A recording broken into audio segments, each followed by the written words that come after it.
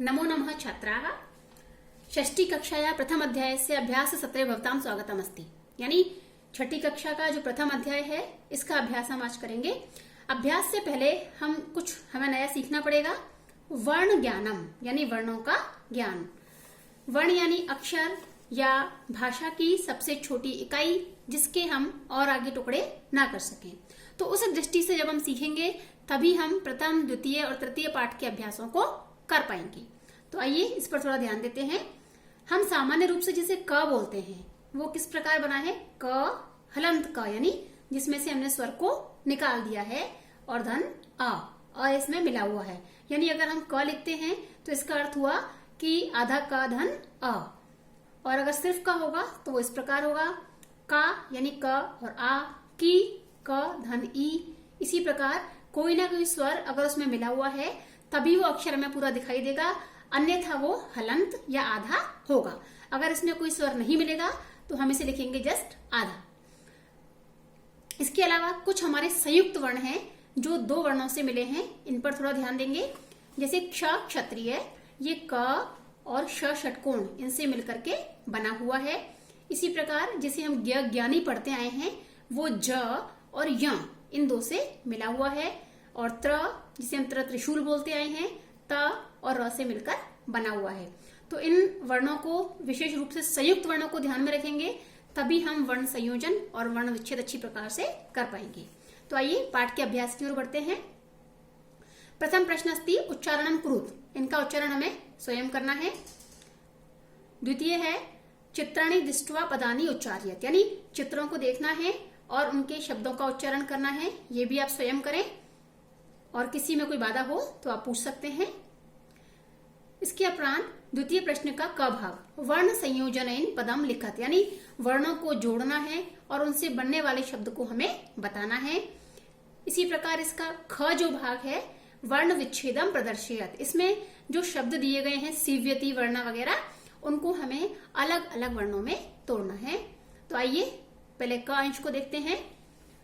च अ श अ क अ मिलकर बना चषकः।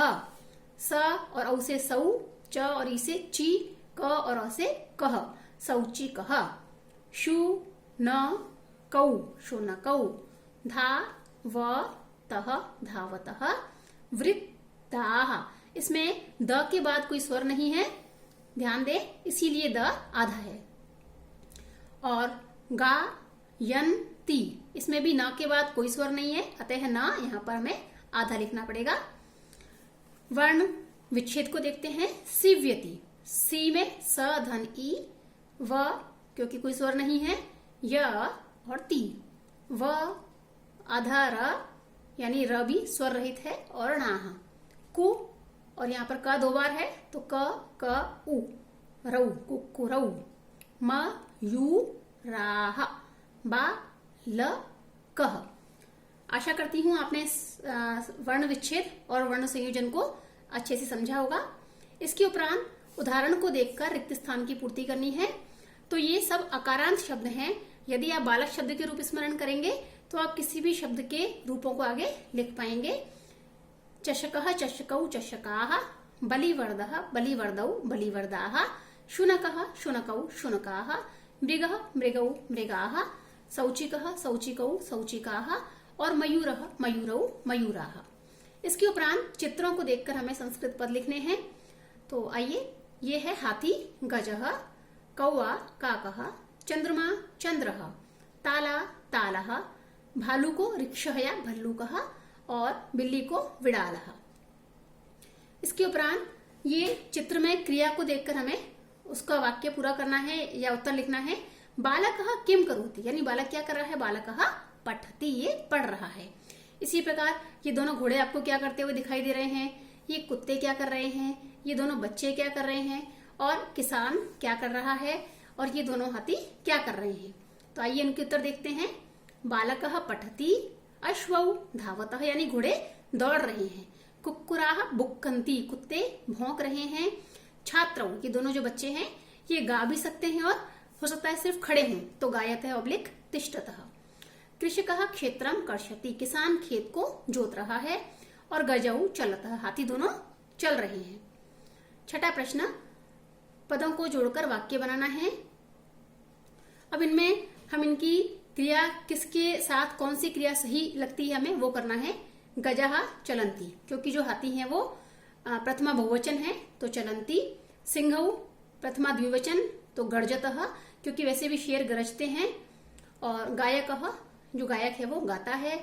बालक पढ़ते हैं, ये भी द्विवचन है इसलिए पठतः। और मयूराः नृत्यन्ति, मोर नाचते हैं। अगला प्रश्न बिल्कुल इसी तरीके से, ये जो चीज हमने पहले प्रश्न में की थी वही हमें रिक्त स्थानों में भरना है।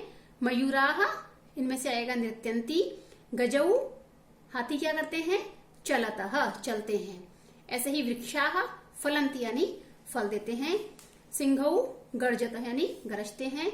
और वानरः खादति, जो वानर है जो बंदर है वो कुछ खाता है।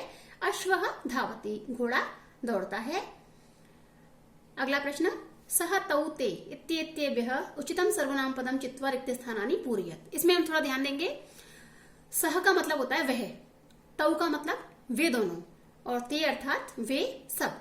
तो हम देखेंगे कि जिस क्रिया में एक वचन है वहां सह आएगा, जहां द्विवचन है वहां तौ, और जहां बहुवचन है वहां ते।